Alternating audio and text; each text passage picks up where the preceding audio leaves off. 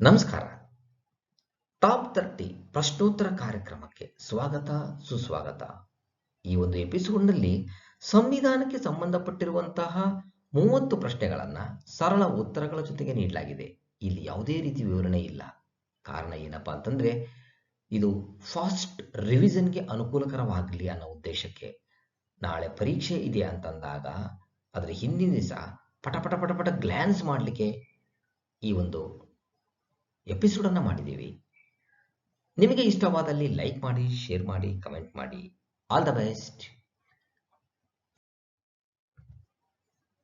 ಕೆಳಗಿನವುಗಳಲ್ಲಿ ಯಾವ ಸಂವಿಧಾನದ ತಿದ್ದುಪಡಿ ಪ್ರಕರಣಗಳನ್ನು ಒಂದು ಹೈಕೋರ್ಟ್ನಿಂದ ಮತ್ತೊಂದು ಹೈಕೋರ್ಟ್ಗೆ ವರ್ಗಾಯಿಸುವ ಅಧಿಕಾರವನ್ನು ಸುಪ್ರೀಂ ಕೋರ್ಟ್ಗೆ ನೀಡಿದೆ? 42ನೇ ತಿದ್ದುಪಡಿ. 42ನೇ ತಿದ್ದುಪಡಿಯ ಪ್ರಕಾರ ಒಂದು ಹೈಕೋರ್ಟ್ನಿಂದ ಮತ್ತೊಂದು ಹೈಕೋರ್ಟ್ಗೆ ಪ್ರಕರಣಗಳನ್ನು ವರ್ಗಾಯಿಸುವಂತಹ ಅಧಿಕಾರವನ್ನ ಸುಪ್ರೀಂ ಕೋರ್ಟ್ಗೆ ನೀಡಿದೆ. 2 ಈಸ್ ದಿ ರೈಟ್ ಆನ್ಸರ್. ರಾಜ್ಯ ಕೇಂದ್ರಾಡಳಿತ ಪ್ರದೇಶಗಳಲ್ಲಿ 2ಕ್ಕಿಂತ ಹೆಚ್ಚು ನ್ಯಾಯವ್ಯಾಪ್ತಿಯನ್ನು ಒಳಗೊಂಡ ಹೈಕೋರ್ಟ್ಗಳ ಸಂಖ್ಯೆ ಎಷ್ಟು? 3. 2ಕ್ಕಿಂತ ಹೆಚ್ಚು ಹೈಕೋರ್ಟ್ಗಳು 3 ಇವೆ. 2 ಈಸ್ ದಿ ರೈಟ್ ಆನ್ಸರ್. ಮೊದಲ ಆಡಳಿತ ನ್ಯಾಯಮಂಡಳಿ ಮತ್ತು ರಾಜ್ಯ ಆಡಳಿತ ಮಂಡಳಿಗಳು ಆರಂಭವಾದ ವರ್ಷ 1985. 1985ರಲ್ಲಿ ಮೊದಲ ಆಡಳಿತ ನ್ಯಾಯಮಂಡಳಿ ಮತ್ತು ರಾಜ್ಯ ಆಡಳಿತ ನ್ಯಾಯಮಂಡಳಿಗಳು ಆರಂಭವಾಗಿದ್ದು. 1 ಈಸ್ ದಿ ರೈಟ್ ಆನ್ಸರ್. ಮೊದಲ ಆಡಳಿತ ಸುಧಾರಣಾ ಆಯೋಗದ ಅಧ್ಯಕ್ಷರು ಯಾರು?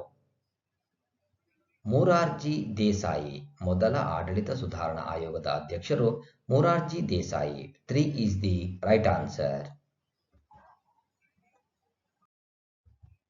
1858ರ ಕಾಯ್ದೆಯಲ್ಲಿನ ಅಂಶಗಳು ಯಾವುವು? ಕೊಟ್ಟಿರುವ ಆಯ್ಕೆಯ ಪ್ರಕಾರ ಈಸ್ಟ್ ಇಂಡಿಯಾ ಕಂಪನಿ ರದ್ದು. ಇದು 1858ರ ಕಾಯ್ದೆಯಲ್ಲಿನ ಒಂದು ಅಂಶ. 2 ಈಸ್ ದಿ ರೈಟ್ ಆನ್ಸರ್. ಈ ಕೆಳಗಿನವುಗಳಲ್ಲಿ ತಪ್ಪಾದ ಜೋಡಿ ಯಾವುದು? ಮೌಂಟ್ ಬ್ಯಾಟನ್ ಯೋಜನೆ ಸಂವಿಧಾನ ಸಮಿತಿ. ಇದು ತಪ್ಪಾಗಿದೆ. ಭಾರತ ಸರ್ಕಾರ ಕಾಯ್ದೆ 1919, ದ್ವಂದ್ವ ಸರ್ಕಾರ. ಭಾರತ ಸರ್ಕಾರ ಕಾಯ್ದೆ 1935 ಪ್ರಾಂತ್ಯಗಳಿಗೆ ಸ್ವಯಂ ಸ್ವಾಯತ್ತತೆ ಕೊಟ್ಟಿರೋದು. ಮಿಂಟೋ ಮಾರ್ಲೆ ಸುಧಾರಣೆ ಪ್ರತ್ಯೇಕ ಕ್ಷೇತ್ರಗಳಿಗೆ ಸಂಬಂಧಿಸಿದ್ದು. ಸೊ ಇವೆಲ್ಲವೂ ಕೂಡ ಸರಿ. 4 ಈಸ್ ದಿ ರೈಟ್ ಆನ್ಸರ್. ಅದು ತಪ್ಪು. ರಾಷ್ಟ್ರೀಯವಾದಿಗಳ ಬೇಡಿಕೆಯಾದ ಸಂವಿಧಾನ ಸಮಿತಿ ರಚನೆಗೆ ಬ್ರಿಟಿಷ್ ಸರ್ಕಾರ ಮೊದಲ ಬಾರಿಗೆ ಪರೋಕ್ಷವಾಗಿ ಅನುಮತಿ ನೀಡಿದ್ದು August offer. 2 is the right answer. ಭಾರತಕ್ಕೆ ಸಂವಿಧಾನವನ್ನು ರೂಪಿಸುವ ಸಂವಿಧಾನ ಸಮಿತಿ ಕೊನೆಗೆ ಹೇಗೆ ಅಸ್ತಿತ್ವಕ್ಕೆ ಬಂದಿತು? ಕ್ಯಾಬಿನೆಟ್ ಮಿಷನ್ ಪ್ಲಾನ್ 1946ನ ಅನ್ವಯ. ಕ್ಯಾಬಿನೆಟ್ ಮಿಷನ್ ಪ್ಲಾನ್ 1946ರ ಅನ್ವಯ ಭಾರತಕ್ಕೆ ಸಂವಿಧಾನವನ್ನು ರೂಪಿಸುವ ಸಂವಿಧಾನ ಸಮಿತಿ ಅಸ್ತಿತ್ವಕ್ಕೆ ಬಂದಿತು. 3 ಈಸ್ ದಿ ರೈಟ್ ಆನ್ಸರ್. ಸಂವಿಧಾನ ಸಮಿತಿಗೆ ಸದಸ್ಯರು ಹೇಗೆ ಆಯ್ಕೆಯಾದರು? ಪರೋಕ್ಷವಾಗಿ ಪ್ರಾಂತೀಯ ಅಸೆಂಬ್ಲಿಗಳಿಂದ. ಸಂವಿಧಾನ ಸಮಿತಿಗೆ ಸದಸ್ಯರು ಪರೋಕ್ಷವಾಗಿ ಪ್ರಾಂತೀಯ ಅಸೆಂಬ್ಲಿಗಳಿಂದ ಆಯ್ಕೆಯಾದರು. 3 ಈಸ್ ದಿ ರೈಟ್ ಆನ್ಸರ್. ಸಂವಿಧಾನವನ್ನು ಯಾರು ಅಂಗೀಕರಿಸಿದ್ದಾರೆ ಎಂದು ಪ್ರಕಟಿಸಿರುವುದು? ಭಾರತೀಯರು ಪ್ರಕಟಿಸಿದ್ದಾರೆ. 2 ಈಸ್ ದಿ ರೈಟ್ ಆನ್ಸರ್. ಪೀಠಿಕೆಯಲ್ಲಿ ಉಲ್ಲೇಖಿಸಿದ ಕೆಲವು ಆದರ್ಶಗಳನ್ನು ಮೊದಲು ಎಲ್ಲಿ ವಿವರಿಸಲಾಗಿತ್ತು? ನೆಹರು ವರದಿಯಲ್ಲಿ. ಪೀಠಿಕೆಯಲ್ಲಿ ಉಲ್ಲೇಖಿಸಿದ ಕೆಲವು ಆದರ್ಶಗಳನ್ನು ನೆಹರು ವರದಿಯಲ್ಲಿ ಮೊದಲು ವಿವರಿಸಲಾಗಿತ್ತು. 2 ಈಸ್ ದಿ ರೈಟ್ ಆನ್ಸರ್. ಕೆಳಗಿನವುಗಳಲ್ಲಿ ಪೀಠಿಕೆಯಿಂದ ಸ್ಪಷ್ಟವಾಗಿ ಉಲ್ಲೇಖಿತ ಅಂಶಗಳು? ಅಧಿಕಾರಕ್ಕೆ ಮೂಲ. ಇದು ಸ್ಪಷ್ಟವಾಗಿ ಉಲ್ಲೇಖವಾದ ಅಂಶ. 4 ಈಸ್ ದಿ ರೈಟ್ ಆನ್ಸರ್. ಕೆಳಗಿನವುಗಳಲ್ಲಿ ಪೀಠಿಕೆಗೆ ಸಂಬಂಧಿಸಿದ ಸರಿಯಾದ ಹೇಳಿಕೆಗಳು ಯಾವುವು? ಇದು ನ್ಯಾಯಾಲಯಗಳ ಮೂಲಕ ಅನುಷ್ಠಾನಗೊಳ್ಳುತ್ತದೆ ಎಂಬಂತಹ ಹೇಳಿಕೆ ಪೀಠಿಕೆಗೆ ಸಂಬಂಧಿಸಿದ ಸರಿಯಾದ ಹೇಳಿಕೆ. 1 ಈಸ್ ದಿ ರೈಟ್ ಆನ್ಸರ್. ಸಂವಿಧಾನದ ಯಾವ ಭಾಗ ಅದರ ಕರ್ತೃಗಳ ಆಲೋಚನೆ ಆದರ್ಶಗಳನ್ನು ಪ್ರತಿಬಿಂಬಿಸುತ್ತದೆ? ಪೀಠಿಕೆ. ಸಂವಿಧಾನದ ಪೀಠಿಕೆ ಭಾಗವು ಅದರ ಕರ್ತೃಗಳ ಆಲೋಚನೆ ಮತ್ತು ಆದರ್ಶಗಳನ್ನು ಪ್ರತಿಬಿಂಬಿಸುವಂತಹ ಭಾಗವಾಗಿದೆ. 1 is the right answer. ಪೀಠಿಕೆಯು ಹೇಗೆ ಓದಲ್ಪಡುತ್ತದೆ? ಭಾರತದ ಪ್ರಜೆಗಳಾದ ನಾವು ನಮ್ಮ ಸಂವಿಧಾನ ಸಮಿತಿಯಲ್ಲಿ ಈ ಸಂವಿಧಾನವನ್ನು ಅಂಗೀಕರಿಸಿಕೊಂಡು ನಮಗೆ ನಾವೇ ನೀಡಿಕೊಳ್ಳುತ್ತಿದ್ದೇವೆ. ಹೀಗೆ ಓದಲ್ಪಡುತ್ತದೆ. 1 is the right answer. ಭಾರತದ ಸಂವಿಧಾನದ ಪೀಠಿಕೆಯನ್ನು ಯಾವ ಸಂವಿಧಾನ ತಿದ್ದುಪಡಿಯ ಮೂಲಕ ತಿದ್ದುಪಡಿಗೊಳಿಸಲಾಗಿದೆ? 42ನೇ ತಿದ್ದುಪಡಿ ಕಾಯ್ದೆಯ ಮೂಲಕ ಭಾರತ ಸಂವಿಧಾನದ ಪೀಠಿಕೆಯನ್ನ ತಿದ್ದುಪಡಿಗೊಳಿಸಲಾಗಿದೆ. 2 is the right answer. ಪೌರತ್ವ ಯಾವಾಗ ರದ್ದಾಗುವುದಿಲ್ಲ? ಯುದ್ಧದ ಸಮಯದಲ್ಲಿ ಮಾತ್ರ ಪೌರತ್ವ ರದ್ದಾಗುವುದಿಲ್ಲ. ಇನ್ನು ತುರ್ತು ಪರಿಸ್ಥಿತಿ ಸಂದರ್ಭದಲ್ಲಿ, ಚುನಾವಣಾ ಸಮಯಗಳಲ್ಲಿ ಯಾವ ಪರಿಸ್ಥಿತಿಯಲ್ಲಾದರೂ ರದ್ದುಪಡಿಸಬಹುದು. 2 is the right answer. ಭಾರತದ ಸಂವಿಧಾನ ಏಕಪೌರತ್ವವನ್ನು ಯಾರ ವ್ಯವಸ್ಥೆಯ ಮಾದರಿಯಲ್ಲಿ ಪರಿಚಯಿಸಿದೆ? ಬ್ರಿಟನ್. ಏಕಪೌರತ್ವವನ್ನ ಬ್ರಿಟನ್ನ ಮಾದರಿಯಲ್ಲಿ ನಮ್ಮ ಭಾರತ ಸಂವಿಧಾನ ಪರಿಚಯಿಸಿದೆ. 1 is the right answer. ಮೂಲಭೂತ ಹಕ್ಕುಗಳ ಜಾರಿಗೆ ರಿಟ್ಗಳನ್ನು ಜಾರಿಗೊಳಿಸುವ ಅಧಿಕಾರ ಯಾರಿಗಿದೆ?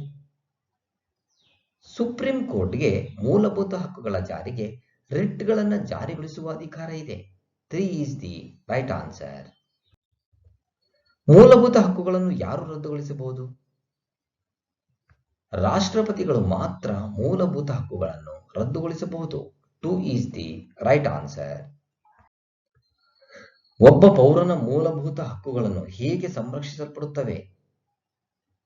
ಸರ್ವೋಚ್ಚ ನ್ಯಾಯಾಲಯವನ್ನು ಆಶ್ರಯಿಸುವುದರಿಂದ, ಅದು ಸೂಕ್ತ ರಿಟ್ಗಳನ್ನು ಜಾರಿಗೊಳಿಸುವುದರಿಂದ ಮೂಲಭೂತ ಹಕ್ಕುಗಳು ಸಂರಕ್ಷಿಸಲ್ಪಡುತ್ತವೆ. 1 is the right answer. ಸಂವಿಧಾನ ನೀಡಿರುವ ಮೂಲಭೂತ ಹಕ್ಕುಗಳನ್ನು ಸಂಸತ್ತು ಬದಲಾಯಿಸಬಹುದೇ ಅಥವಾ ತಿದ್ದಬಹುದೇ? ವಿಶೇಷ ಬಹುಮತದಿಂದ ಅವುಗಳನ್ನು ಸಂಸತ್ತು ತಿದ್ದುಪಡಿ ಮಾಡುತ್ತದೆ. 2 is the right answer. ಸರ್ಕಾರದ ಆಡಳಿತದಲ್ಲಿ ಪಾಲುದಾರರಾಗುವ ಹಕ್ಕು ಮತ್ತು ಅರ್ಹತೆಗಳಿರುವ ನಾಗರಿಕರು ಅತ್ಯುನ್ನತ ಸ್ಥಾನಗಳನ್ನು ಸಮಾನವಾಗಿ ಹೊಂದುವ ಅವಕಾಶ ಇರುವುದು ಯಾವ ಸ್ವಾತಂತ್ರ್ಯಕ್ಕೆ ನಿದರ್ಶನವಾಗಿದೆ?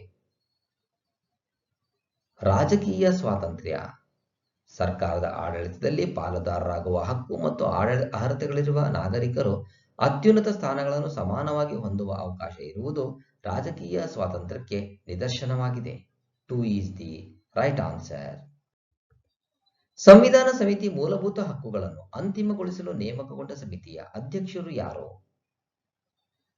ಸರ್ದಾರ್ ವಲ್ಲಭಭಾಯ್ ಪಟೇಲ್ ಸಂವಿಧಾನ ಸಮಿತಿ ಮೂಲಭೂತ ಹಕ್ಕುಗಳನ್ನು ಅಂತಿಮಗೊಳಿಸಲು ನೇಮಕಗೊಂಡ ಸಮಿತಿಯ ಅಧ್ಯಕ್ಷರಾಗಿದ್ದರು.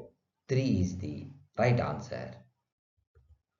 ಚಾಲ್ತಿಯಲ್ಲಿರುವ ಮೂಲಭೂತ ಹಕ್ಕುಗಳನ್ನು ರದ್ದುಗೊಳಿಸುವ ಅಥವಾ ತೆರವುಗೊಳಿಸುವ ಅಧಿಕಾರ ಇರುವುದು ರಾಷ್ಟ್ರಪತಿಗೆ. ಚಾಲ್ತಿಯಲ್ಲಿರುವ ಮೂಲಭೂತ ಹಕ್ಕುಗಳನ್ನು ರದ್ದುಗೊಳಿಸುವ ಅಥವಾ ತೆರವುಗೊಳಿಸುವ ಅಧಿಕಾರ ರಾಷ್ಟ್ರಪತಿಗಿದೆ. 3 is the right answer. ಮೂಲಭೂತ ಹಕ್ಕುಗಳನ್ನು ತಿದ್ದುಪಡಿ ಮಾಡುವ ಅರ್ಹತೆ ಯಾರಿಗಿದೆ? ಪಾರ್ಲಿಮೆಂಟ್. ಮೂಲಭೂತ ಹಕ್ಕುಗಳನ್ನು ತಿದ್ದುಪಡಿ ಮಾಡುವ ಅರ್ಹತೆ ಪಾರ್ಲಿಮೆಂಟ್ಗಿದೆ. 4 is the right answer. ಯಾವ ಮೂಲಭೂತ ಹಕ್ಕುಗಳು ವಿಶೇಷವಾಗಿ ಅನ್ವಯವಾಗುತ್ತದೆ?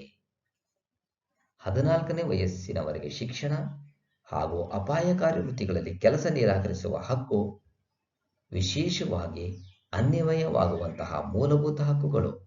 1 is the right answer. 14ನೇ ವಿಧಿಯಲ್ಲಿ ಬಳಸಲಾಗಿರುವಂತೆ ಕಾನೂನಿನ ಮುಂದೆ ಸಮಾನತೆಯ ಅರ್ಥವೇನು? ಸಾಮಾನ್ಯ ಕಾನೂನಿನ ಮುಂದೆ ಎಲ್ಲರೂ ಸಮಾನರು. ಇದು ಸಮಾನತೆಯ ಅರ್ಥ. 3 is the right answer. ಕೆಳಗಿನವುಗಳಲ್ಲಿ 14ನೇ ವಿಧಿ ಅಡಿ ನೀಡಲಾದ ವಿನಾಯಿತಿ ಇರುವುದು ಪ್ರಧಾನಮಂತ್ರಿಗೆ. 14ನೇ ವಿಧಿಯಡಿ ನೀಡಲಾದ ವಿನಾಯಿತಿ ಪ್ರಧಾನಮಂತ್ರಿಗಳಿಗೆ ಮಾತ್ರ ಇದೆ. 3 is the right answer. ಸಂಪೂರ್ಣವಾಗಿ ಈ 30 ಪ್ರಶ್ನೆಗಳ ವಿಡಿಯೋ ನೋಡಿದ್ದಕ್ಕೆ ಮತ್ತೊಮ್ಮೆ ನಿಮಗೆ ಹೃತ್ಪೂರ್ವಕವಾಗಿರುವಂತಹ ಧನ್ಯವಾದಗಳು. All the best. Thank you. ಸಂಪೂರ್ಣವಾಗಿ ಈ ವಿಡಿಯೋ ನೋಡಿದ್ದಕ್ಕೆ ಮತ್ತೊಮ್ಮೆ ನಿಮಗೆ ಹೃತ್ಪೂರ್ವಕವಾಗಿರುವಂತಹ ಧನ್ಯವಾದಗಳು. All the best. Thank you.